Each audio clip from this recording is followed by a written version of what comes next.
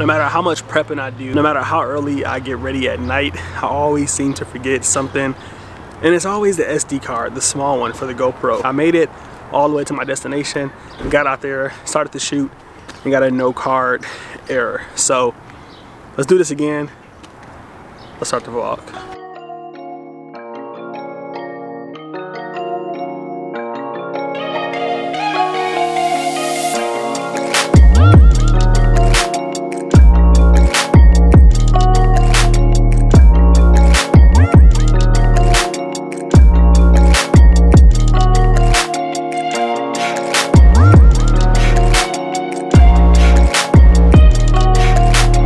And we made it back to Eastern Market. Welcome back to the channel, guys. It's your boy Keenan from KeenanRIVALS.com, and today I'm testing out a camera that didn't get great reviews. If you guys have been following this channel or even my blog since day one, you know that I kind of started my photography journey off shooting Fujifilm. And when the X-T2 dropped, I kind of took a break and ventured off into different brands because I felt like Fuji didn't put their all into that camera. Moving forward to the future, we've kind of seen Fujifilm kind of regain that status. They're like the dominant APS-C camera now. They're like the only APS-C camera now. And the X-T3 is a great unit. It was ranked one of the top cameras of 2018. And I'm not really much for reviews or you know, rankings, but what I saw in that ranking was another camera they came out with last year, and that was the Fujifilm XF10. It was a small compact camera. It's pretty much made, in my opinion, to compete with the Ricoh GR2 and the upcoming GR3. And even though the X-T3 was like up there as one of the top ranked cameras, the XF10 was like the third worst camera of 2018. And that was just mind blowing to me. I thought no way Fuji would drop a camera. That's an important camera. Like, you're owning the APS-C market. You have to kind of like dominate that small compact camera ecosystem. Ricoh pretty much has the lead in terms of that right now with street photography cameras, and I felt like the XF10 was going to be the one to just blow it out the water and crown Fujifilm as like just the king of APS-C. But yeah, so top 3 worst camera of 2018. I had to pick one up for myself, and we're going to give it a try. So for those of you who are unfamiliar with the XF10, essentially what it is a small point and shoot camera. Again, very much like the Ricoh GR and GR2 and the soon to be GR3. It's a 28mm focal length, f2.8 aperture, and yeah, it's small, compact, can fit in your pocket. As you can see here, I have the GoPro attached to it. No viewfinder, no flippable LCD screen. It's just a straight point and shoot camera. You get the Fujifilm simulations, you get that large APS-C sensor. The only downfall, the thing that got it that terrible rating, is the focusing. So we're gonna go on the streets, try it out. I personally don't believe that a Fujifilm camera can be that bad, so let's see what we get.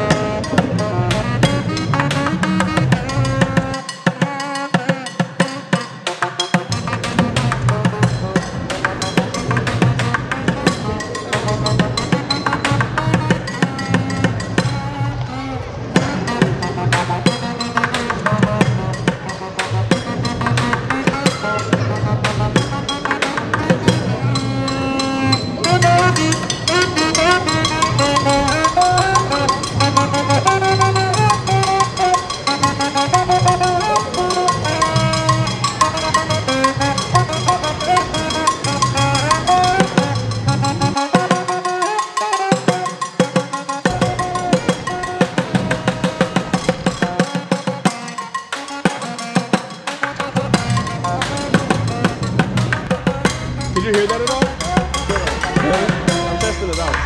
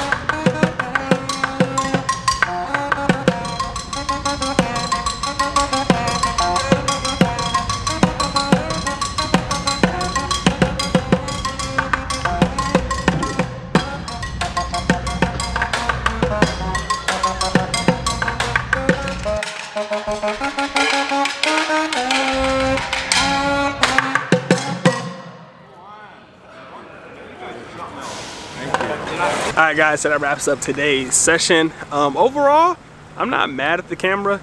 I don't want to tell you guys like too much about it, the functionality and the use case, because I'm doing Tech Review Friday here. So that's definitely going to be one of the cameras that's going to be a part of that series. So good to get out here. This is my first session of the new year. So yeah, many more to come. Anyway, what I want to do is head back home and talk to you guys a little more about organization. Leaving that SD card at home kind of bummed me out a little bit, but I was able to persevere, went home and got a new one, came back, got the job done. So yeah, I want to talk a little more about organization and how I plan to get better this year. All right guys, so I just got back home, and before we kind of close the vlog off, I think the perfect way to kind of segue and complete this transition is to kind of give you a quote of the day. And yeah, today's quote is about something that I've been really trying to get into, and that's minimalism, and it's by no other than Brian Gardner. If you don't know who Brian Gardner is, then don't feel bad. I have no idea who he is either. I just Googled some things on minimalism, and something came up that really stood out to me that he has said. He said that he learned that minimalism isn't about what you own, and it's about why you own it. And again, that might seem like a very simple quote,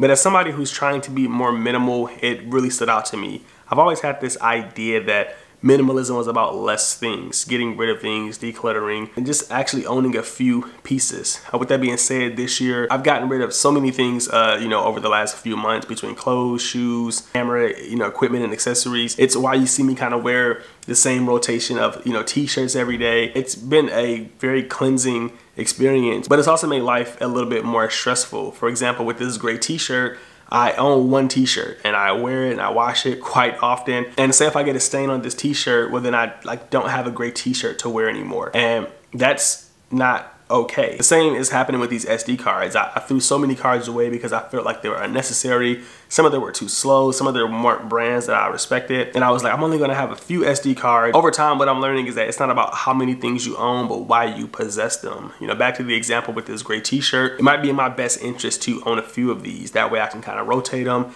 If one gets a stain, I can wear another one.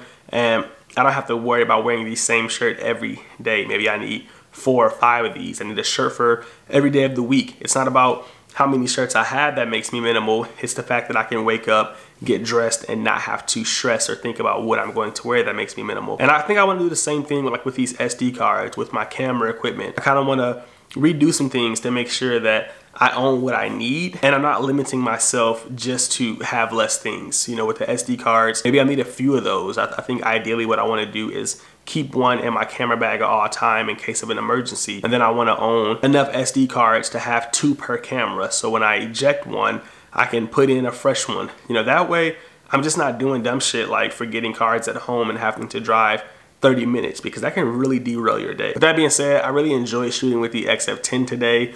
Again, can't give you my full first impressions on it. That's gonna be a thing for Tech Review Friday. But let me know what you guys thought in the comments. You know, for that little brief moment that we spent with it, how did you feel about it? What are some things that you didn't like just off viewing that POV? And what are some things you think stood out? Let me know down below. I'm about to chop this video up. Catch you guys in the next one. Peace. All them nights I stayed up, trying to get my cake up. Tell my girl don't wait up. Straight up, we can't take no pay cuts. Nobody gon' play us. All these niggas made up. Straight up, all them nights I stayed up, trying to get my cake up. He still hasn't noticed that. No, he hasn't. He hasn't looked up once.